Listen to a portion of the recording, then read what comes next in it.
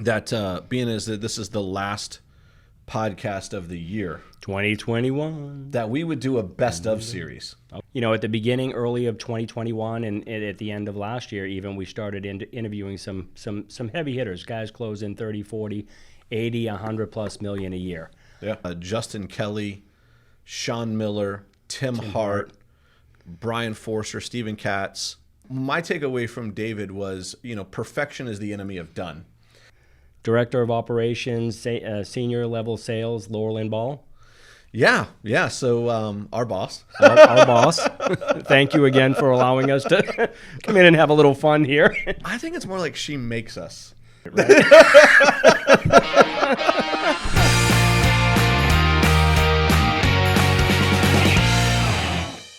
All right, welcome to another episode of the Contacts to Contracts podcast. I am Bryan Lovell, always here with the amazing John Jones. What's up, man? Doing good, man. We're almost at the end of the year. It is flown by. Dude, right? You're hyped up today, by the way.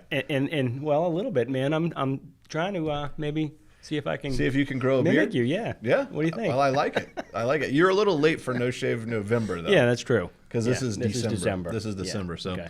Dude, you look fresh, straight off of vacation. Enjoyed myself. You got a lot of energy today. You're ready to rock and roll. So, listen, real quick before we get into it, just want to say thank you to everybody who's watching and subscribed to the channel.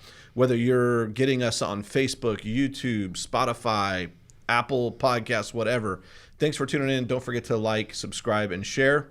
And we're just here to help you out any way that we can. So, yeah, we had a cool idea that being is that this is the last podcast of the year, 2021, that we would do a best of series. Okay. So we went through and we thought about like what was some of our favorite stuff. So we'll talk about that and give you a takeaway from us. So you want to go first, man? I'll let you say I do all the talking. All right, you do. So I'm going to let you go first. All right, so we'll circle back. So we had some top producers, right? Yeah. We're going to stick to mortgage originators right here, and okay. At the beginning, early of 2021, and at the end of last year, even we started interviewing some heavy hitters, guys closing 30, 40, 80, 100 plus million a year.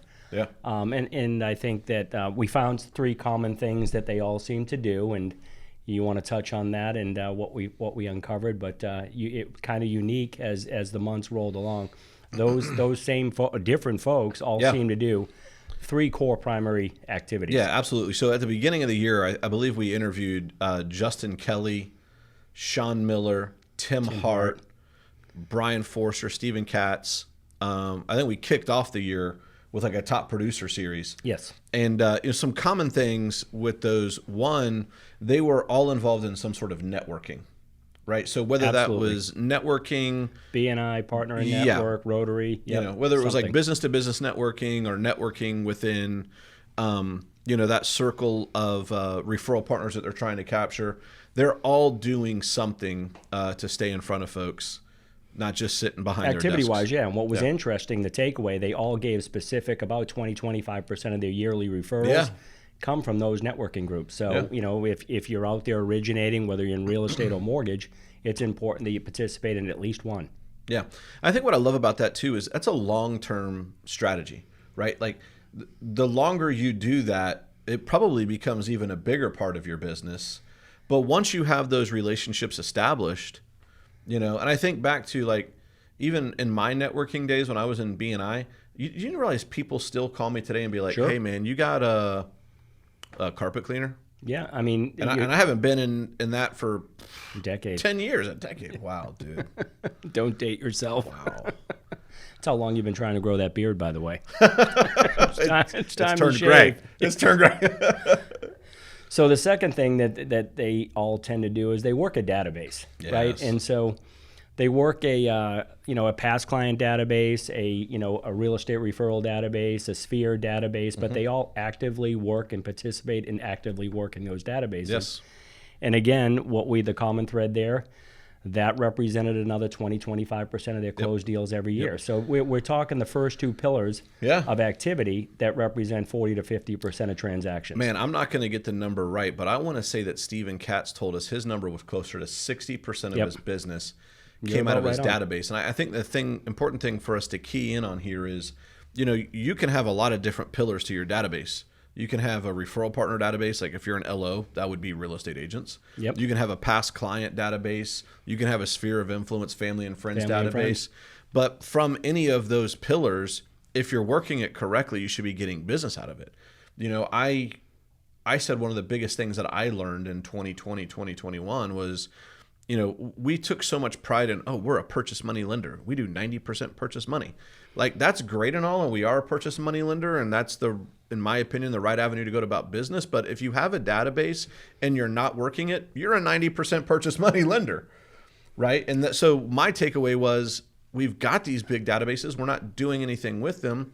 And I think going forward, whether we're in a refi boom or not, we should be doing 25 or 30%. That's right. So a couple of years ago, you and I happened to be at an event where somebody from secondary was speaking, and they basically alluded and said, if it doesn't matter what rates are, if they're 12%, 8%, 4%, 2%, 25, maybe 30% of your referrals should come from your past client database. Yeah.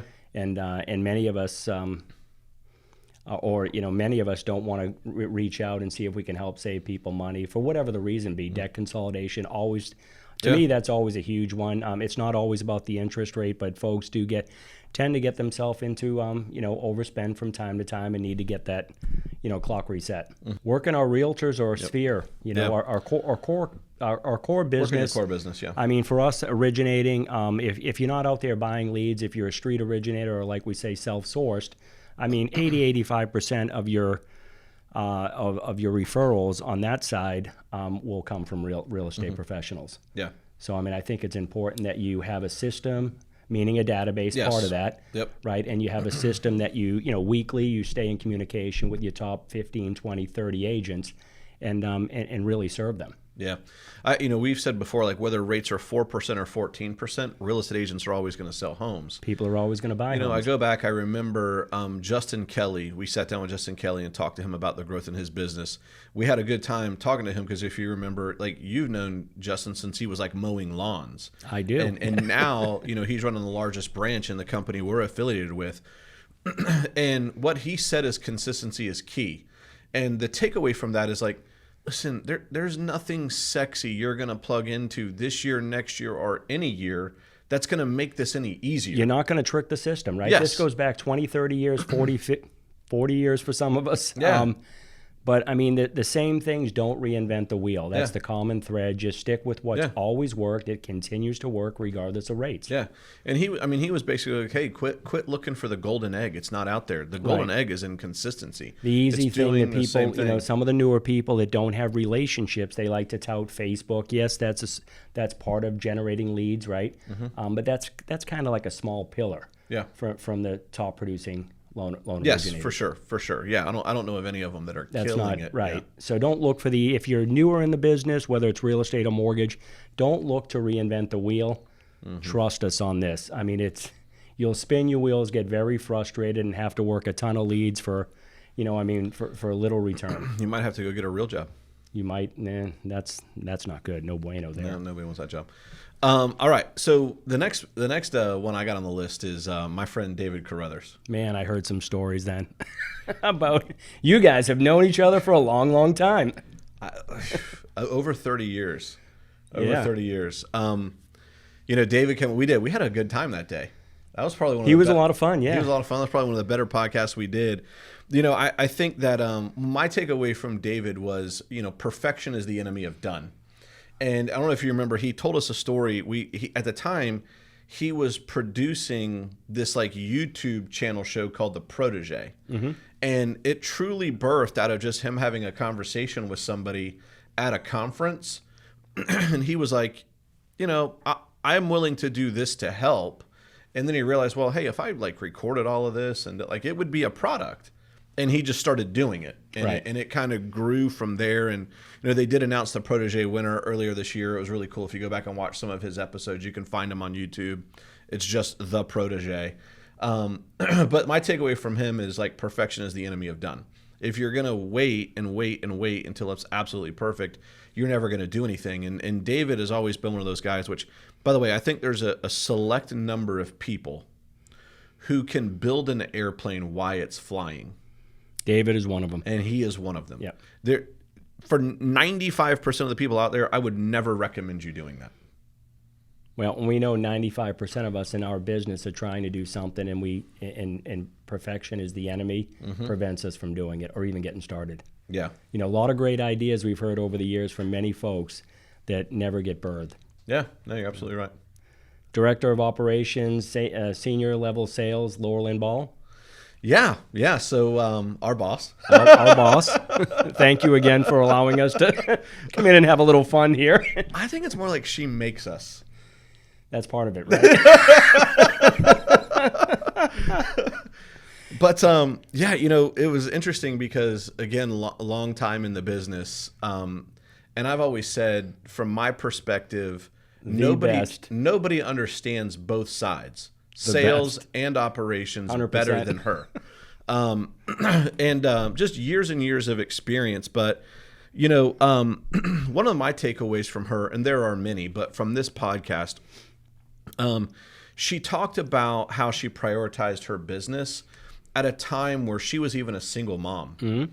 And, back then she was a single mom. She was closing, somewhere in the neighborhood of 15 to 20 units a month is what, you were saying, and somehow managing it all, spinning all of these plates and everything like that. Located next to a real estate office, very, very busy office that required a lot of time, a lot of late nights, weekends. And like you said, she was a single mom, so she had to prioritize schedule. Yeah. And I know we talked a little bit with her about how she did Wednesday nights or late nights. And that was my takeaway. She did a late night. Right. And she said she would work that one night a week for as late as it took to get everything done. Yep. It's funny. I was in the office here just last week preparing to do a retreat with some key players on our marketing team. And, we're in a remote work environment now. You and I don't work in the office on a regular basis like we used to. We're working at home. And, although I think we work longer hours at home than we normally would have in an office environment, the way that we're doing it is different. Because my takeaway was I had a number. This is the holiday season, right? And hard to believe. It's crazy. Like, we're busier this time of season than we are any other time, right? We're still running a big business. We've got holiday parties, this, that going on. And so I'm staring down this calendar that starting to get very, very narrow on all of these things that have got to get done. And so I made a commitment that week, hey, I'm going to come to the office and I'm going to work until it's all done. I'm 100% caught up on everything that's on my to-do list. And I walked out of here at 8:45 that night. And I was mad because there was another car in the parking lot. I think I was working about until that point last night, emailing you some business plans, if I don't recall. You gave us a deadline. Yeah. We talked a little bit yesterday about that, but sometimes you've got to give a hard deadline, right? Yeah. You just can't stretch another day. It's got to get done. Yeah, absolutely right. All right, so next one we'll talk about, let's bring up Ryan Owen. Yeah, man, Ryan. Talk about a dude with a lot of energy. Yes. A lot of energy, but talks a lot about video and the importance of doing video and branding yourself. Yeah, so we did 2 episodes with Ryan. That's how much content he brought to the table. He came in very well prepared, by the way. Mm-hmm. And we've had a lot of great guests who have. But let's be honest, sometimes you and I just get in front of a microphone and start talking. We're winging it. But Ryan dropped a lot of value. If you go back and watch either one of his 2 episodes, but my biggest takeaway, Ryan is, he is a preacher, a proponent of video marketing specifically. Right. And, I think that we've said for years that video marketing is the future. Back it up. Present. It's the present. Yeah. It's the now. And he was a lot like Jeff. I mean, he basically said, perfection is the enemy, right? Yeah. I mean, we go to, just go ahead and shoot it live. Right? Yes. Don't even edit it. It'll be fine. That's how everybody sees you. That's what you sound like. That's what you look like. And just go ahead and do it. Yep. So that part was really cool. My big takeaway from him was that content is everywhere. And, he said one of the big things that keeps people from doing video is they don't know what to say or what to talk about.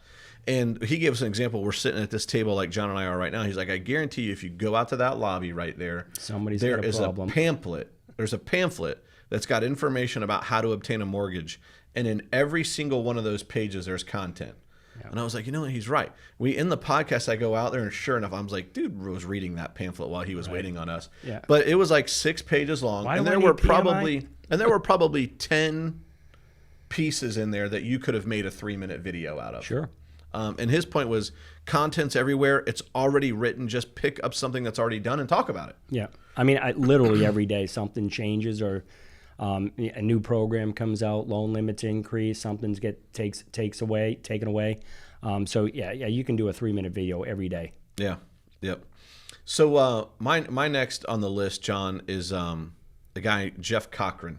Okay. That Steve Richmond brought in that we got an opportunity to meet. And he teaches negotiation and persuasion. I tell you, if you go and watch that episode, the first 3 minutes are the best. And he talks about, the guy who goes into a hardware store because he needs a 1/4-inch drill bit. And he's like, at the end of the day, the guy doesn't really want a 1/4-inch drill bit. Wants a hole. He wants 1/4-inch holes. And if he could buy 1/4-inch holes, he would just buy the 1/4-inch holes. But to be able to get them, he needs the drill bit. I thought that was genius, but it was also pretty funny. But I wrote down some notes on Jeff Cochran. He talked to us about the difference between negotiation and persuasion, and that to him, persuasion is negotiation's weaker brother. And he just kind of explains, negotiation is I have something and you need it. But persuasion is I'm not sure I have anything for you, but I need you to take certain actions. So how do I get you to do that? Mm-hmm. And I just thought, in any type of sales that you're in, you to be able to earn referrals, you're trying to gain influence with people so that they send you referrals. And the best way to do that is you got to find some way to add value to them. And Jeff spent a good amount of time talking us to it. How do you uncover in each individual situation what your value add might be, so that you can present that as an opportunity for whoever you're trying to. Yeah, I mean, he walked us through, if you're a real estate agent and you're buying or trying to sell a home, right? You've got to have your checklist. If you have 10 things on your must-haves, you have to persuade sometimes that, hey, this checked 8 or 9 of those 10. Let's move forward. You've got to use that persuasion. It had the big backyard. It had the new updated kitchen. Yes, the master was small. Maybe that box didn't get checked. But if the vast majority get checked, you have to help, get them across to understand that, persuade them that they found the right place. Yeah, absolutely.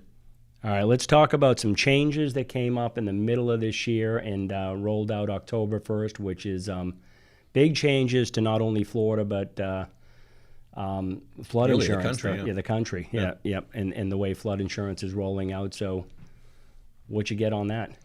Well, we had 2 folks come in and talk to us on specifically flood insurance.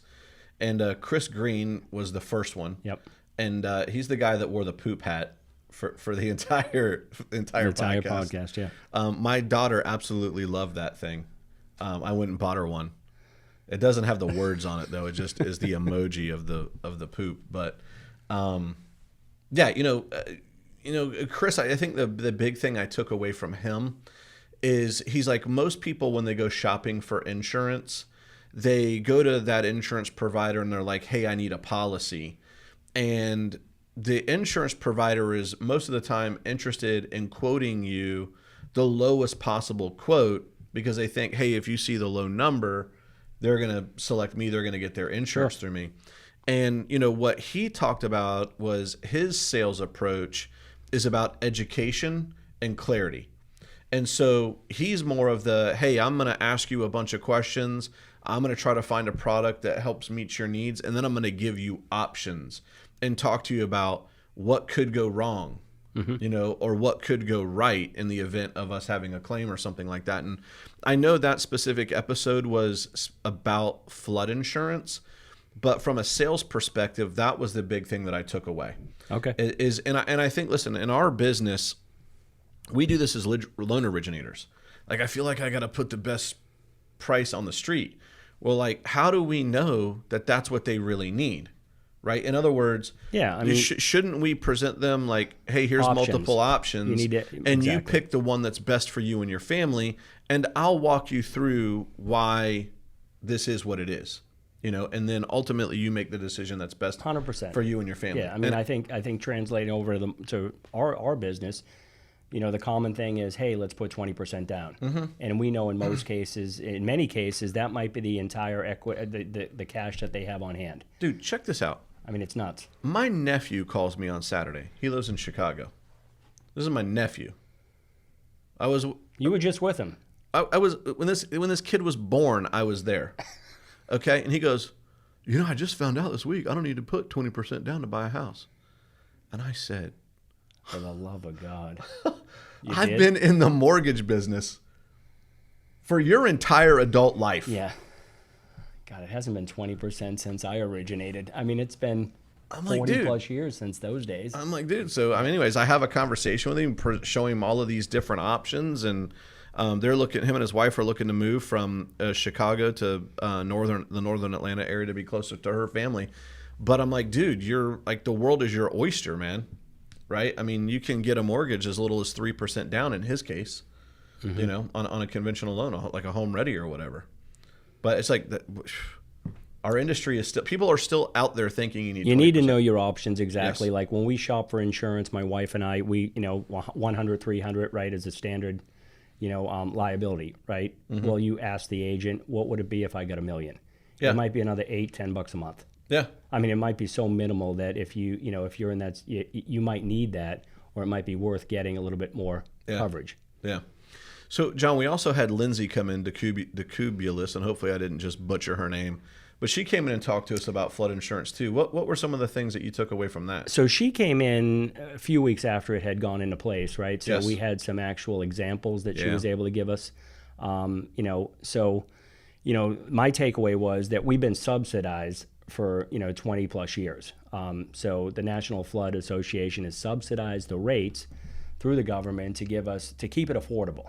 So with the changes that are in effect October 1st, it seems like we're being unfairly treated. Well, the reality is we've been getting a huge discount forever, and now they're just resetting to the actual rate without the credit from the government. Yeah. So the takeaway on that is, one, if you're out shopping and you're going to be located in a flood zone, you need to get a quote right away.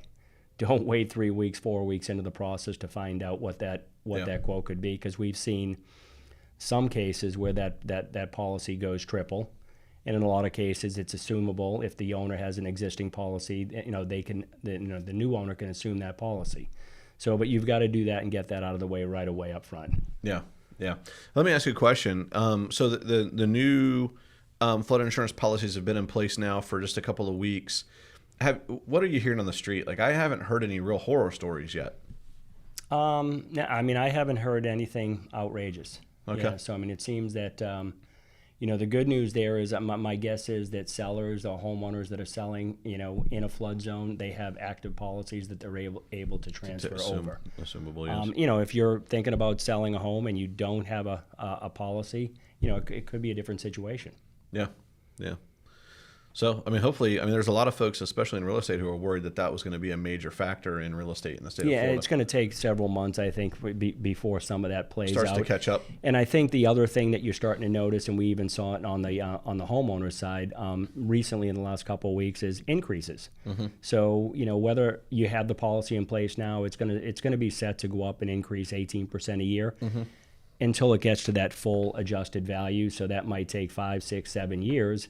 But you're going to essentially double your policy in 4 years if you're in a property. So based on the fact that it's allowed to increase. There's jumps going to be coming every year. Yeah. Okay. So moving on to the next, our best of, or some of our favorites. We had Rachel Sartain in, who is a big time leader in real estate here in the Tampa Bay market, and we did 4 episodes with her. Yeah. God, it flew. Yeah, it did. And I think, one of the things that I've found is as we do a lot of these, sometimes we roll in and we sit down with a guest and we think we're just going to have one conversation, shoot one podcast. And then the next thing you know, we've got an hour's gone by. We've got multiple. And that was the case with her. We actually brought her in to talk to us about 2 specific topics. Those 2 topics turned into 2 podcasts for each topic. But my big takeaway from her is, she told us that the money is in the database. Right, we've kind of already talked about this as we went over top producers at the beginning of this show, but she gave us some real ideas for reasons to make touches to a database. Things like, as salespeople, we're always looking for a reason. Like, I feel like I got to have a reason to call this past 100%, client. Or yeah. I'm not just going to call you to say hello. Yes, right. And so she gave us a lot of great ideas. Some of them were, hey, inviting people to events, just doing like loan anniversary or home anniversary check-ins. Hey, congratulations, you've been in the home for a year. Make a birthday call. Equity buildup, right, that we have right now. It's a great time if you're in real estate or mortgage to let a homeowner know how much equity they've got in their property now. They'd be surprised to find out that house they bought 3 or 4 years ago is almost doubled in value. Yeah, and it was interesting because as she kind of talked us through it, each person in your database, you probably have a different reason to touch them at whatever point that you're touching them at. And I think a lot of times what we think about is we're narrow-minded and, hey, I want to touch these 50 people in the month of December, and I need to have the exact conversation with all 50 of them. I think sometimes we pigeonhole ourselves into that. Yep. But what I kind of took away from her is like, hey, just get that database in front of you. When you see the name and you remember the transaction, you're going to think of something to talk about. Sure. When you call them. So that was one of my big takeaways with her. We had some rookies on, both in real estate and the mortgage side, some people that we classified as less than 3 years in the business, whether it be mortgage or real estate, and people that are killing it, like they're rock stars. Yeah. And so, got a lot of good takeaways on how they discipline themselves, treat this business as a full-time job. Yep. And they're actively out there, engaging in the community, whether it be broker opens or getting in front of people. Yeah. I think, one of the things I took away from every single one of those people, they have one thing in common. What is that? Straight up hustle. Right. Yeah. I mean, a few of them to the point where they literally needed a closing to, make rent. Yes. That we found that have just done amazing in the last 2.5, 3 years. Yeah. I mean, listen, our boy Leo from the Wolf of Wall Street, he says, I've been a poor man and I've been a rich man. And I choose rich every time. Absolutely. Right. And sometimes, like, to that point, my back seat of the car is not very comfortable. Yes. I'm going to have to go find a way to get a sale hustle if I'm going to do this. So, I thought, the one key thing is they all had hustle, but, they all had different avenues of getting business, which, by the way, none of it was new. It was they were all doing something that are the tried and true ways. A handful that just come to mind were just like, we had Chris Rademacher talk about, I just had to start picking up the phone. I literally called every real estate agent, started in Clearwater, and then built out from there.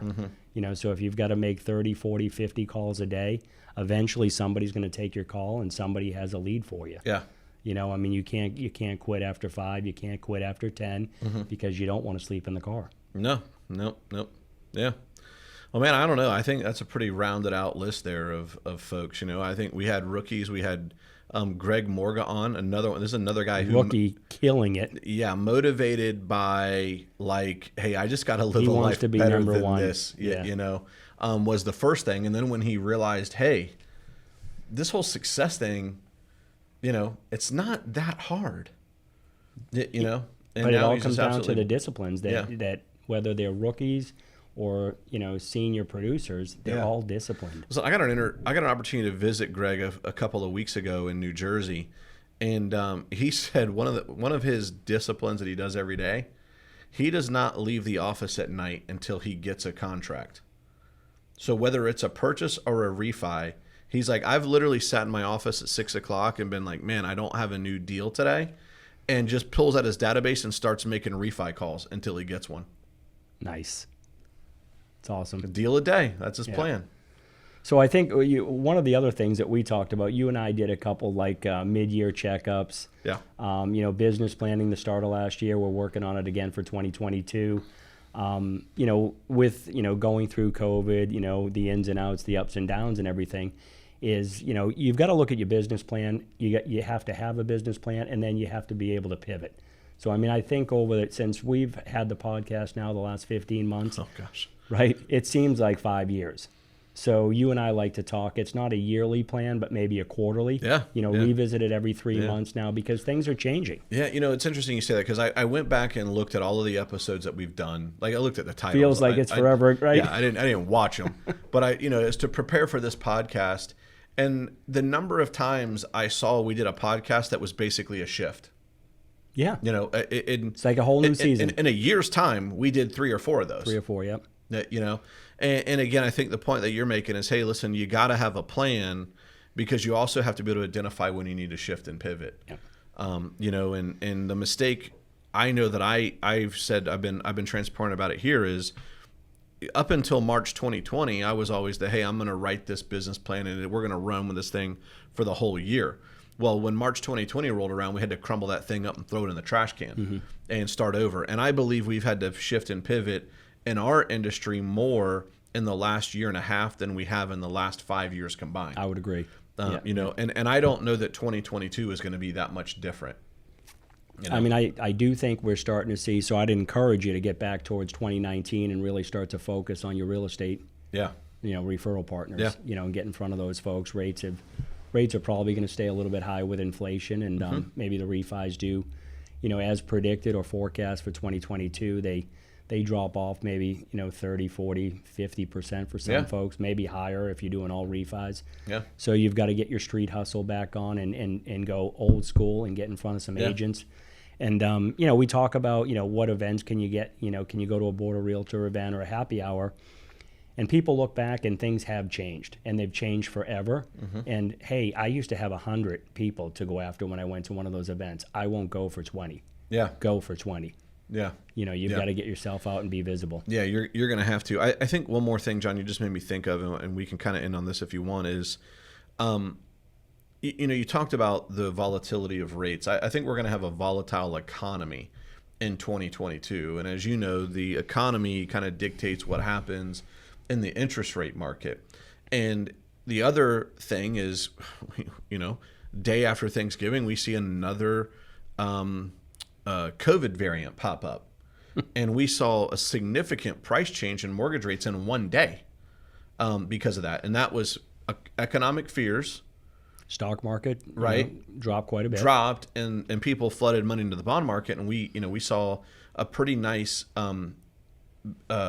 bounce back in interest rates. And so what I say all that to say to loan officers, go ahead and get your pipeline set up, because I think that there's going to be pockets where you're going to get a really sweet rate sheet and you're going to be able to get people off the fence. We have been telling you all year long it should always be 25 or 30% of your business, the refinance opportunity. So line them up and get ready, because I do think we'll see those dips. 100%. And take advantage, because listen, if you already have any little shake, if you already have the 1003 going, it's easy to just go through and lock a bunch. But if you're like, oh, I got a good rate sheet, let me start making calls, you're going to get one. We could get on the political role of what Russia's doing right now. Apparently, I'm not watching the news. Well, so get ready. Get ready if they invade and this goes on. And oh wow, okay. Apparently, I'm not watching the news. You might see some adjustments and shifts in markets. Okay, well, I mean, that's the other thing is people have to realize is that even economies around the world affect what happens here. So yeah, absolutely, dude. Nice job. Hey, Good job, man. Congratulations on a full year. Yeah, we made it. Of doing this thing. Can't wait for 2022. Now we got to figure out what we're going to do for 52 weeks next year. Hey, and by the way, if you're out there and you haven't refinanced, or you're refinanced and you're looking to refinance, rates are still super low. Yeah. I mean, give us a call after Christmas. Enjoy Christmas, everybody, and the holidays, and wish you all well, and see you again in the new year. Yeah. So thanks for tuning in to another episode of the Context to Contracts podcast. On behalf of John, I am Bryan, and if there's anything that you need, we're always here to serve.